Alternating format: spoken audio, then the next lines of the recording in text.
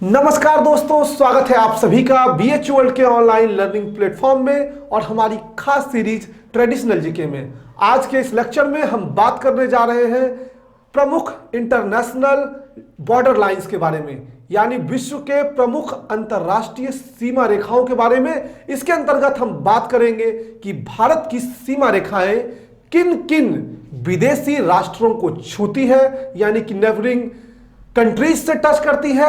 साथ ही हम बात करेंगे इंटरनेशनल लेवल पे किन किन सीमा रेखाओं ने किन किन देशों को विभाजित किया है, जो आपके एग्जामिनेशन के पॉइंट ऑफ व्यू से बहुत ही इंपॉर्टेंट है। और इसको हम कोरिलेट करेंगे थोड़ा बहुत वर्ल्ड हिस्ट्री से। इससे पहले कि लेक्चर की शुरुआत करें, आपको बता दें कि यह ट्रेडिशनल जीके का छठा लेक्चर है। इसके पहले 5 लेक्चर्स गए हैं। अगर आपने अभी तक उन लेक्चर्स को नहीं देखा है तो आपको नीचे के डिस्क्रिप्शन बॉक्स में प्लेलिस्ट का लिंक मिल जाएगा, उसके थ्रू उन लेक्चर्स को पहले देखिए, तब इस लेक्चर पे आइए, क्योंकि एक एक करके सारे लेक्चर को पढ़ना आपके लिए इंपॉर्टेंट है। जो लोग पहले से लेक्चर को अटेंड कर रहे होंगे उन्हें पता होगा कि हम लोग 5 क्वेश्चंस के साथ अपने लेक्चर की शुरुआत करते हैं। तो आइए लेक्चर की शुरुआत करते हैं। और आपके लिए पहला प्रश्न है कि भारत रत्न पुरस्कार अब तक कितने लोगों को दिया गया है। आपके लिए दूसरा प्रश्न है कि बिमस्टेक का फुल फॉर्म आपको बताना है कि बिमस्टेक का फुल फॉर्म क्या होता है। तीसरा प्रश्न है ब्रह्मसूत्र के लेखक कौन है। एक बात का आप ध्यान रखिएगा कि ये जो 5 प्रश्न मैं पूछ रहा हूं उन्हीं टॉपिक से पूछ रहा हूं। जैसे कि मैंने पहले टॉपिक में आपको पढ़ाया था अवार्ड के बारे में, तो पहला प्रश्न उससे था। दूसरे टॉपिक में मैंने आपको इंटरनेशनल ऑर्गेनाइजेशन के बारे में पढ़ाया, तो दूसरा प्रश्न उससे था। तीसरे टॉपिक में कुंदन सर ने आपको जो है बुक्स के बारे में पढ़ाया, बुक्स एंड ऑथर्स के बारे में, तो तीसरा प्रश्न था कि ब्रह्मसूत्र के लेखक कौन है। उसके बाद चौथा प्रश्न है छऊ नृत्य, जो आपको टॉपिक पढ़ाया जा चुका है, आपको बताना है कि छऊ डांस जो है किस राज्य से संबंधित है। और 5वां और अंतिम प्रश्न जो है वह है कि चांद पर जाने वाला पहला व्यक्ति विश्व का कौन है। तो ये है आपके 5 प्रश्न, जिसका जवाब आपको देना है कमेंट बॉक्स में। अगर आपको आता है 5 में 5 तो समझ लीजिए आपकी तैयारी चल रही है अच्छी, और अगर आ रहा 5 में 4 तो आपकी स्थिति है गड़बड़, और 3 और 2 वाले तो बात ही मत करिए कि आपकी स्थिति कैसी है। तो आइए आज के टॉपिक की शुरुआत करते हैं। और इंटरनेशनल बॉर्डर लाइंस काफी इंपॉर्टेंट टॉपिक है दोस्तों, एकदम ध्यान से जो है आप इस पे अध्ययन करेंगे। इंटरनेशनल बॉर्डर्स, अंतरराष्ट्रीय सीमाएं, यह हमारा टॉपिक है। और इसमें हम पहले बात करेंगे इंडिया की। तो भारत की सीमा सबसे पहले देखिए, भारत की पड़ोसी राष्ट्र को आप समझ लीजिए कौन कौन सा है। तो सबसे पहले उधर जाए तो एक हमारा बड़ा पड़ोसी मुल्क जो है वो चाइना है। तो आइए पहले हम बात कर ले 1 नंबर में इंडिया और चाइना, जो कि है हमारा इंडो चाइना बॉर्डर। भारत और चाइना के बीच जो सीमा रेखा है उसको कहा जाता है मैकमोहन सीमा रेखा, यानी मैकमोहन लाइन। देखिए इसको कहते हैं McMahon line, McMahon line. Hindi में भी ऐसे ही लिखा जाता है, आप लिख लेंगे मैकमोहन रेखा। और यहां से आपके प्रश्न आने के चांसेस कई तरीके से रहते हैं। आपसे पूछा जा सकता है कि भारत और चीन को विभाजित करने वाली रेखा को क्या कहा जाता है। तो मैकमोहन रेखा, भारत से जो चीन की सीमा लगती है उस रेखा का नाम क्या है। अलग अलग तरीके से प्रश्न को घुमाया जाता है, आपका उत्तर हमेशा मैकमोहन होगा, इस बात का ध्यान देंगे। उसके बाद इसके बारे में हम कुछ जानते हैं इंपॉर्टेंट चीज कि यह रेखा जो है 1914 में खींची गई थी। ठीक, अब जब देखिए 1914 की बात आती है तो यहां से एक चीज हम इंपॉर्टेंट ढूंढ के निकाले हैं।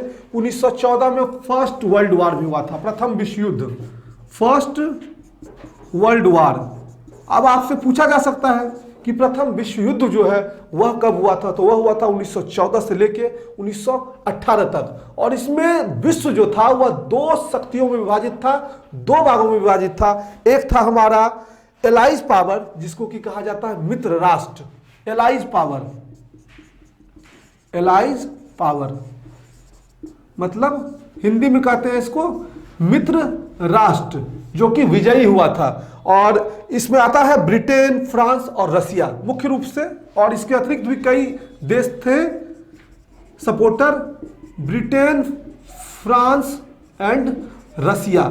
ये आपका मुख्य रूप से मित्र राष्ट्र के अंतर आता था, जबकि एक दूसरा पक्ष जो था वह था हमारा सेंट्रल पावर यानी धुरी राष्ट्र, सेंट्रल पावर, सेंट्रल पावर। इसमें आपका आता था जर्मनी मुख्य रूप से और उसके साथ ऑस्ट्रिया और बुल्गारिया। लेकिन आप मुख्य रूप से जानिए जर्मनी और ऑस्ट्रिया को, ये आपका एलाइज पावर और सेंट्रल पावर हो गया। अब आपसे यहां से प्रश्न पूछा जा सकता है कि प्रथम विश्व युद्ध कब हुआ था, तो ये 1914। कब तक हुआ था, 1918 तक। इसमें विश्व कितने भागों में विभाजित था, तो दो भागों में, एक एलाइज दूसरा सेंट्रल। अब यह भी पूछा जा सकता है कि जर्मनी दोनों में से किस भाग का हिस्सा था। तो अब आप यहां से सारी चीजों को समझ गए होंगे। इंटरनेशनल बॉर्डर लाइन में हमारा जो पहला टॉपिक था वह पूरा हुआ। अब इसका लेंथ जो है, देखिए इसका लेंथ जो है वह है 3488 किलोमीटर, लेकिन आपके लिए ये बहुत इंपॉर्टेंट नहीं है, फिर भी आप चाहें तो अपनी नोटबुक में इसको लिख सकते हैं। ये जो मैकमोहन लाइन है यह 3488 किलोमीटर लंबा है और भारत के लद्दाख, उत्तराखंड, हिमाचल प्रदेश, सिक्किम और अरुणाचल प्रदेश से चीन की सीमाएं मिलती है।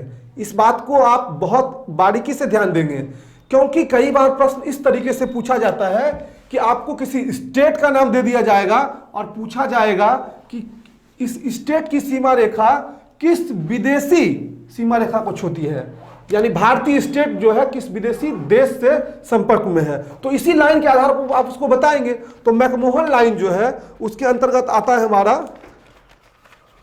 लद्दाख, उसके बाद हमारा आता है उत्तराखंड, तीसरा हमारा हिमाचल प्रदेश,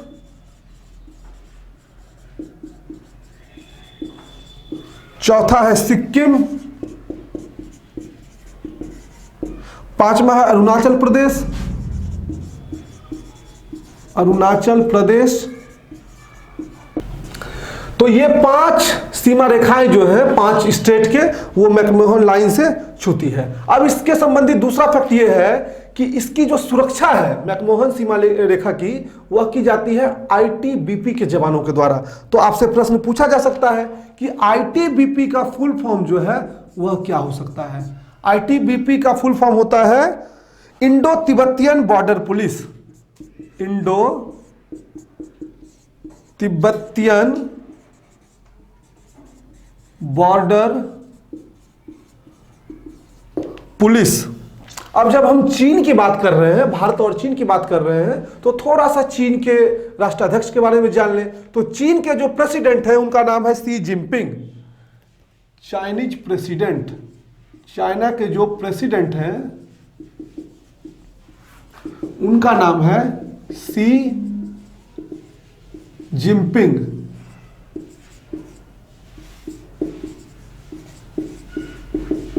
ठीक, उसके बाद चाइना की जो करेंसी है उसको कहते हैं युआन। चाइना की करेंसी को कहते हैं युआन।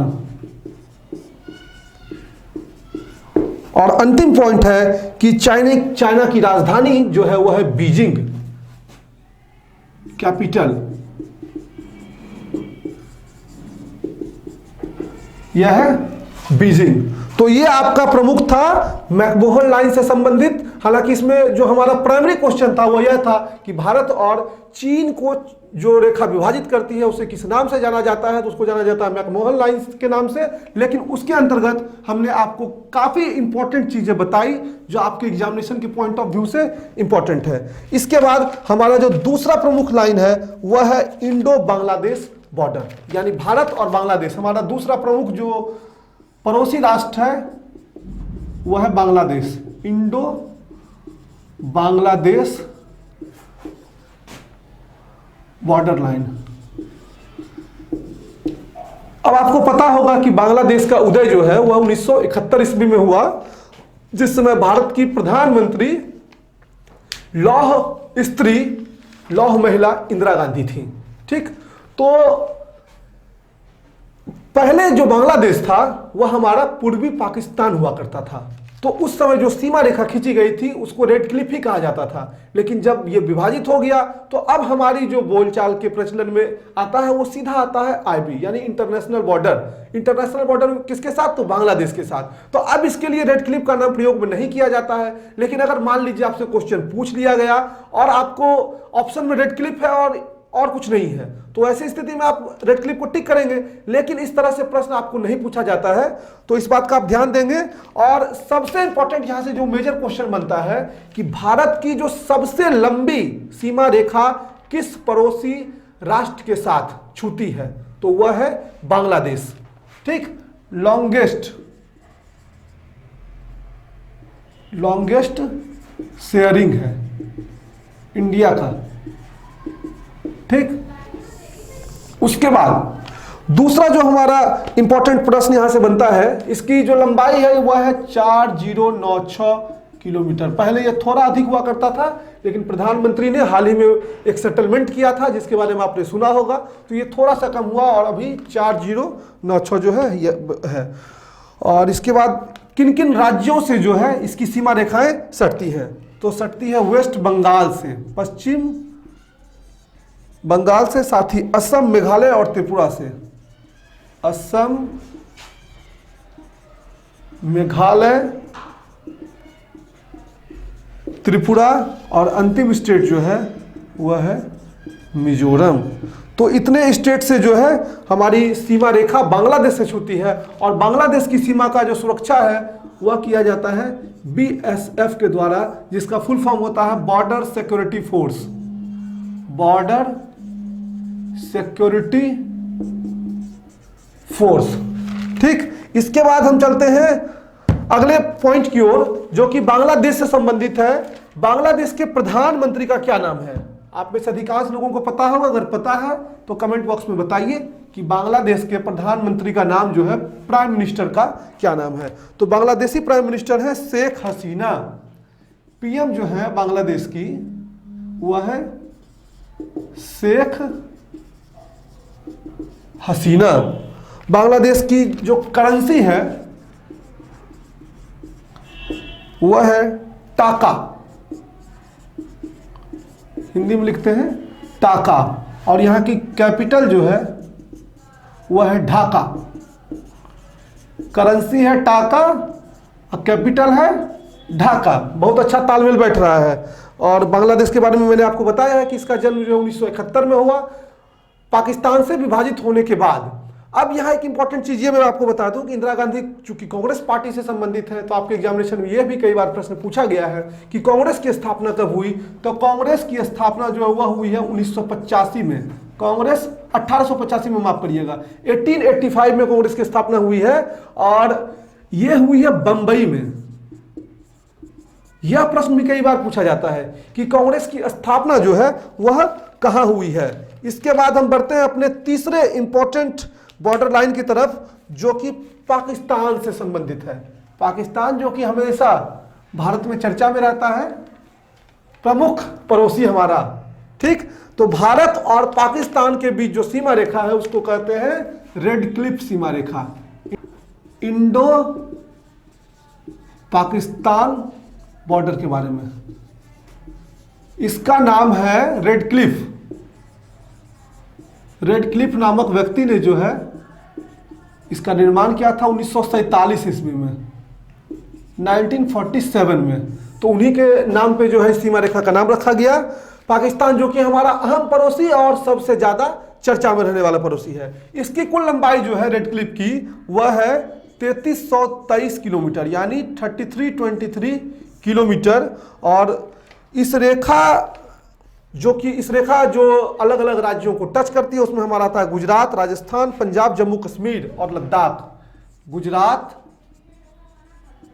राजस्थान, पंजाब,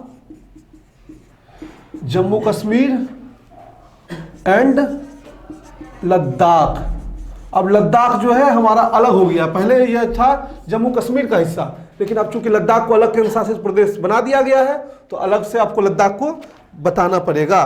और ये जो टोटल बॉर्डर लाइन है भारत और पाकिस्तान के बीच में, उसको तो कहा जाता है रेड क्लिफ। लेकिन गुजरात के कच्छ में, एक स्पेसिफिक जगह पे गुजरात के कच्छ में जहां पे यह रेखा मिलती है उसको कहा जाता है सरक्रीक रेखा। तो मान लीजिए आपको क्वेश्चन पूछा कि भारत और पाकिस्तान के बीच में जो सीमा रेखा है उसका क्या नाम है, ऑप्शन में आपको रेड क्लिप नहीं दिया तो आपको घबराना नहीं है, सरक्रीक को ढूंढना है और सरक्रीक को टिक मार देना है। ऐसा कभी नहीं होगा कि दोनों ऑप्शन में दे दे, रेड क्लिप भी दे दे सरक्रीक भी दे दे। अगर ऐसा हुआ कि दोनों दे दिया तो नीचे आपका कोडिंग कर देगा एक और दो, दोनों, केवल दो या तीन, तो इस तरह से उसमें कोडिंग करेगा, तो आपको परेशान उसमें नहीं होना है।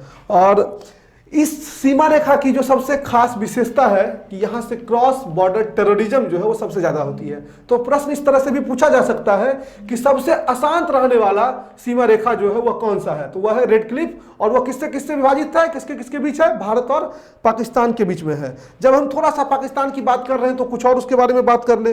पाकिस्तान के प्रधानमंत्री का नाम है इमरान खान। पाकिस्तानी प्रधानमंत्री का नाम है इमरान खान। अपने नोटबुक में आप लिखेंगे इमरान खान। उसके बाद यहां की जो करेंसी है पाकिस्तान की वह है रुपी। अब इसको पाकिस्तानी रुपी आप लिख सकते हैं अपने नोटबुक में, क्योंकि भारत, पाकिस्तान, इन सब जगहों पे रुपया चलाया जाता है। तो जनरली जब हम वर्ल्ड के सेंस में बात करते हैं तो लोग इंडिया के सामने इंडियन रुपी लगा देते हैं, पाकिस्तान के सामने पाकिस्तानी रुपी लगा देते हैं, और कई देशों में और रुपी है तो उसके नाम के सामने उसके देश का नाम लिखता है। तो आप करेंसी में रुपी लिखे या पाकिस्तानी रुपी लिखे, दोनों बात बराबर है। इसकी कैपिटल कहां पे है, इस्लामाबाद। अब देखिए एक और इंपॉर्टेंट जानकारी आपको यहां पे दें। जब डॉक्यूमेंट ऑफ एक्सेशन साइन हो रहा था, जब भारत आज़ाद हुआ 1947 में, तो रियासतों को यह दिया गया था अधिकार कि आप चाहें तो भारत के साथ मिले, चाहे तो पाकिस्तान के साथ मिले, और अगर चाहें तो स्वतंत्र रहें। तो ऐसी स्थिति में जम्मू कश्मीर के राज्य के जो महाराज थे, महाराजा हरि सिंह, उन्होंने स्वतंत्र रहने का निर्णय लिया, लेकिन उनकी स्वतंत्रता ज़्यादा दिन तक कायम रही नहीं। पाकिस्तान ने आक्रमण कर दिया और उनके कुछ क्षेत्रों पर जो है कब्जा जमा लिया। तो पहले जो भारत और पाकिस्तान के बीच जो सीमा रेखा थी वह तो रेड क्लिप खींची गई थी, लेकिन जब वो आक्रमण करके अंदर आ गए उसके बाद युद्ध विराम हुआ, युद्ध चला था। भारत पाकिस्तान युद्ध के बारे में जान रहे होंगे। तो वो लोग जिस पॉइंट पे आके रुके वहीं पे मान लिया गया और वो पीओके अब कहलाता है, पाकिस्तान अधिकृत कश्मीर। और उन्होंने उसकी एक राजधानी भी बना दी, एक तो कब्जा किया, दूसरा राजधानी भी बना ली। तो वहां की राजधानी जो है वह है मुजफ्फराबाद। लेकिन पीओके से जो हमारा डिवीजन है उसको कहते हैं अभी LOC, line of control.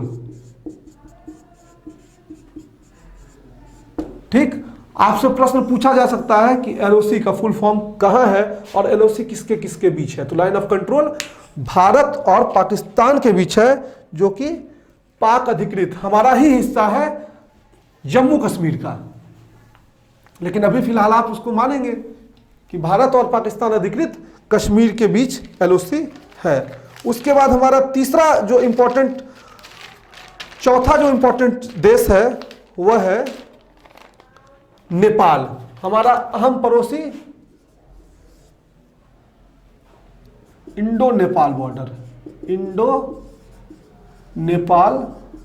Border natural पड़ोसी हमारा, यह प्राकृतिक पड़ोसी, सदियों से हमारा पड़ोसी रहा।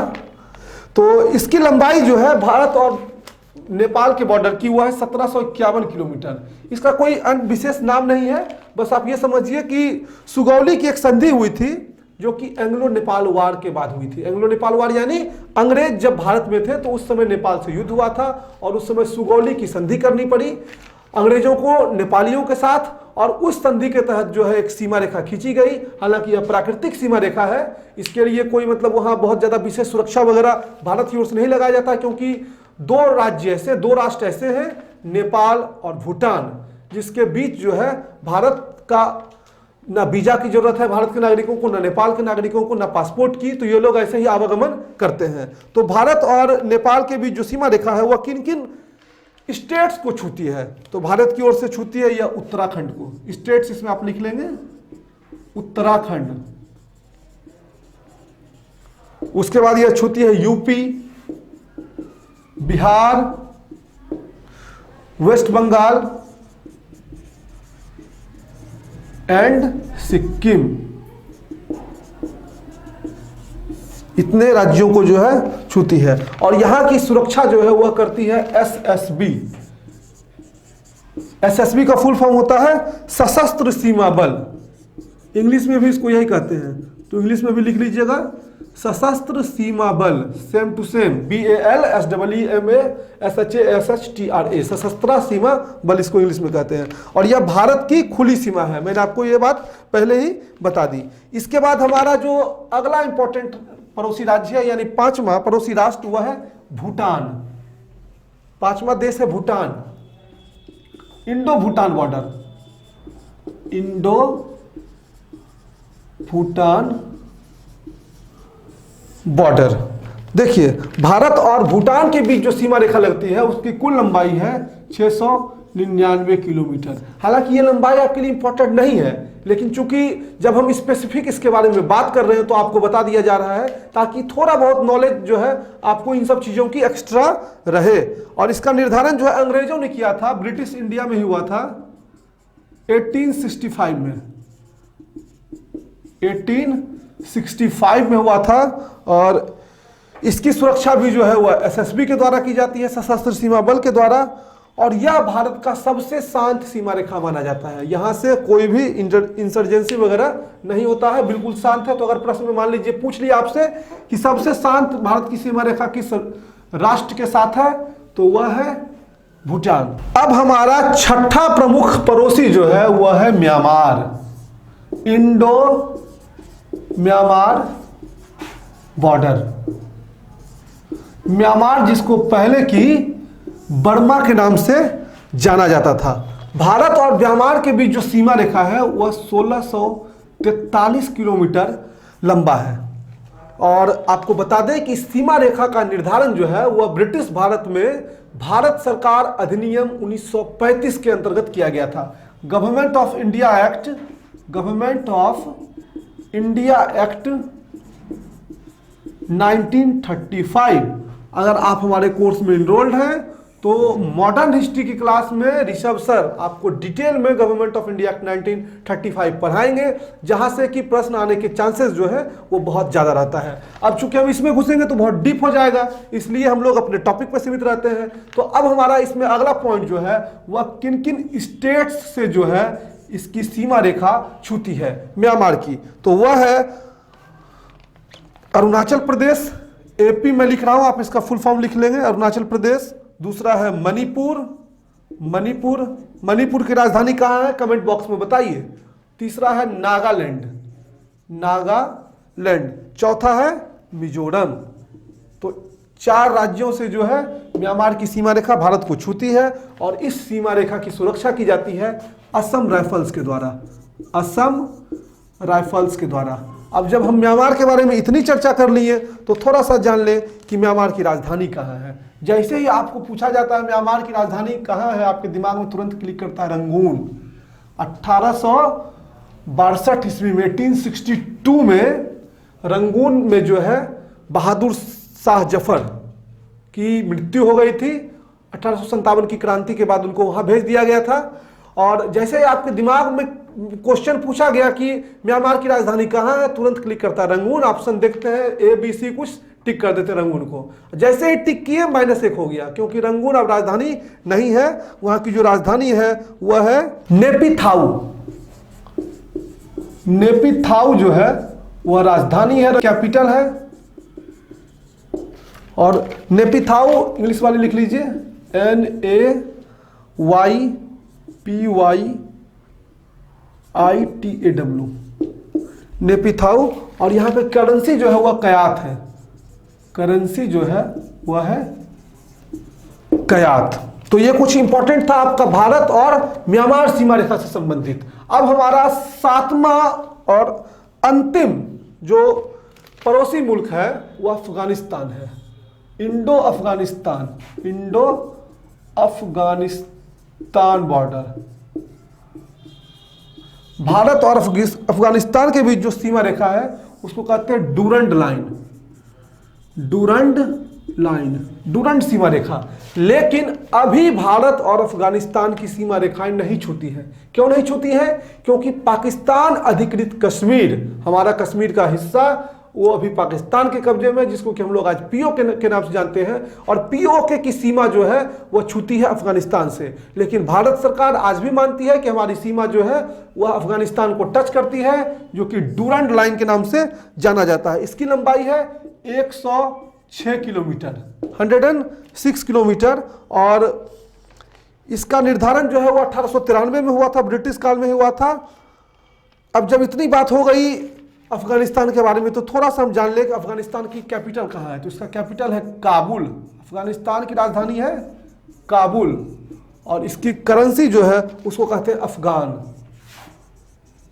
करेंसी को कहते हैं अफगान। तो ये आपका कुछ इंपॉर्टेंट सीमा रेखा जो कि भारत के पड़ोसी मुल्क से संबंधित था। अब जो हमारी कुछ सीमा रेखाएं हैं वह है इंटरनेशनल, यानी भारत को छोड़ के जो विश्व के और प्रमुख कुछ देश हैं जो आपके एग्जामिनेशन के पॉइंट ऑफ व्यू से इंपॉर्टेंट है, उसके बारे में जान लें। तो हमारा 8वां सीमा रेखा जो है वो 7 तक इंडिया से संबंधित, 8वां जो है वह है सिजफ्राइड, सिजफ्राइड लाइन। यह है आपका जर्मनी और फ्रांस के बीच में, जर्मनी एंड फ्रांस, हिंदी में लिख लेंगे सिजफ्राइड रेखा। ठीक, अब जब जर्मनी की बात कर रहे हैं तो थोड़ा सा आपके एग्जामिनेशन के पॉइंट ऑफ व्यू से जो इंपॉर्टेंट हुआ है कि जर्मनी का यूनिफिकेशन यानी एकीकरण कब हुआ? यूनिफिकेशन हिंदी में लिखेंगे एकीकरण। तो जर्मनी का एकीकरण हुआ था सन 1871 ईस्वी में। और चूंकि जब फ्रांस का नाम आ ही गया है तो थोड़ा सा फ्रांस के बारे में जान लें कि 1789 में 1789 में फ्रेंच रिवॉल्यूशन हुआ था। और इस रिवॉल्यूशन का एक बहुत ही प्रमुख स्लोगन था जहां से क्वेश्चन पूछे जाते हैं, जो कि है हमारा इक्वालिटी, लिबर्टी एंड फ्रेटर्निटी।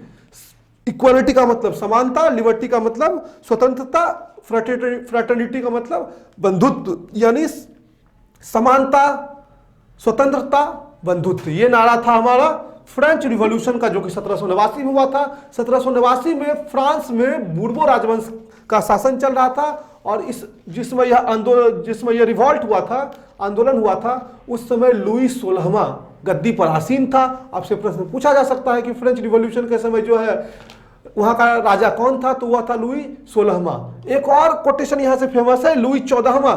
वह कहा करता था, वह भी बूर्बो राजवंश से संबंधित था। लुई 14वां कहा करता था, I am the state and my words are law. मैं ही राज्य हूं और मेरे जो शब्द हैं वो कानून है। तो ये आपका कुछ इंपॉर्टेंट था जर्मनी और फ्रांस से, जो कि वर्ल्ड हिस्ट्री की बातें हैं। अगर आपने एनसीईआरटी में इसको पढ़ा है तो बहुत अच्छी बात है। क्लास 9 में जो है इसके बारे में डीप रूप से दिया गया है, अगर आपने नहीं पढ़ा तो उसको पढ़िए। उसके बाद अब हम बात करते हैं अपने अगले रेखा के बारे में, यानी 9वें रेखा के बारे में, जो कि है 38th parallel line, 38th parallel.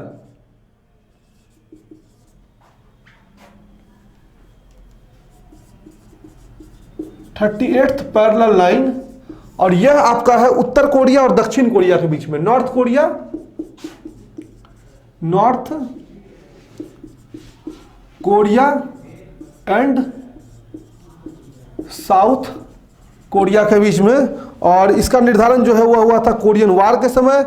अभी वर्तमान समय में नॉर्थ कोरिया में डिक्टेटरशिप चल रहा है और यहाँ का जो डिक्टेटर है वह है किम जोंग, किम जोंग। प्रश्न आपसे पूछा जा सकता है कि नॉर्थ कोरिया के जो शासक है उसका नाम क्या है? तो वह है किम जोंग। और तानाशाही शासन व्यवस्था यहाँ पे चल रही है। इसके बाद हमारा आता है 10वां इंपॉर्टेंट लाइन और अंतिम जो है वह है 49th पैरेलल लाइन, 49th, 10वां और अंतिम 49th पैरेलल लाइन। और यह संबंधित है यूएसए एंड कनाडा से, यूएसए एंड कनाडा। एक और सीमा रेखा जो है यूएसए और कनाडा के बीच में है, जो कि है 141वां पैरेलल लाइन। आपको बताना है कमेंट बॉक्स में कि यूएसए कब आजाद हुआ था। यूएसए जो है कब आज़ाद हुआ था, इसका जो है स्वतंत्रता दिवस कब मनाया जाता है, आपको कमेंट बॉक्स में बताना है। तो दोस्तों ये था हमारा इंपॉर्टेंट टॉपिक जो है इंटरनेशनल बॉर्डर लाइंस का, जिसमें मैंने कई चीज़ों को कोरिलेट करके आपको समझाने का प्रयास किया। आपको वीडियो हमारा ये कैसा लगा कमेंट बॉक्स में बताइए, और जितने प्रश्न आपसे पूछे जाते हैं उसको जरूर से जरूर रिप्लाई करिए, क्योंकि आपके आंसर्स जो हैं वो हमें यह दर्शाते हैं कि आपकी कनेक्टिविटी लगातार हमारे साथ बनी हुई है। और आपके लिए इसी तरह के कंटेंट जो कि बहुत इंपॉर्टेंट कंटेंट है, आपने देखा कि मात्र 10 सीमा रेखा के साथ मैंने कितनी चीज़ों को इसमें कोरिलेट किया, और जितनी भी चीज़ों को कोरिलेट किया सब आपके एग्जामिनेशन के पॉइंट ऑफ व्यू से इंपॉर्टेंट है। इस एक कंटेंट को तैयार करने में 3 से 4 घंटे का, इतना 15-20 मिनट का आपको कंटेंट जाता है, लेकिन इसको तैयार करने के पीछे काफी मेहनत लगता है। तो आप इस वीडियो को शेयर करिए, ज्यादा से ज्यादा लोगों तक, अपने जितने भी व्हाट्सएप ग्रुप्स हैं आपके एजुकेशनल, उसमें डालिए, अपने मित्रों के साथ शेयर करिए, ताकि वो लोग भी जो है फायदा ले सके और बीएचयू में आपका आने का सपना सच हो सके। डिफरेंट कोर्सेज के लिए ऑनलाइन क्लासेस चलाई जा रही हैं, जिसमें कि हमारे BSc agriculture, BSc bio, BSc maths, BRS social science, LLB, BLLB, साथ ही सीएचएस क्लास 9th की क्लासेस चल रही हैं। अगर आप उसको ज्वाइन करना चाहते हैं तो नीचे के डिस्क्रिप्शन बॉक्स को फॉलो करिए, आपको सारी डिटेल जो है मिल जाएगी। और जिन लोगों ने इस वीडियो के पहले का वीडियोस नहीं देखा है उसको देखिए, और चैनल पर नए हैं तो चैनल को सब्सक्राइब कर लीजिए, बेल आइकन दबा दीजिए। मिलेंगे अगले लेक्चर में किसी नए टॉपिक के साथ, तब तक के लिए धन्यवाद। मस्त रहिए, जिंदाबाद होके पढ़िए।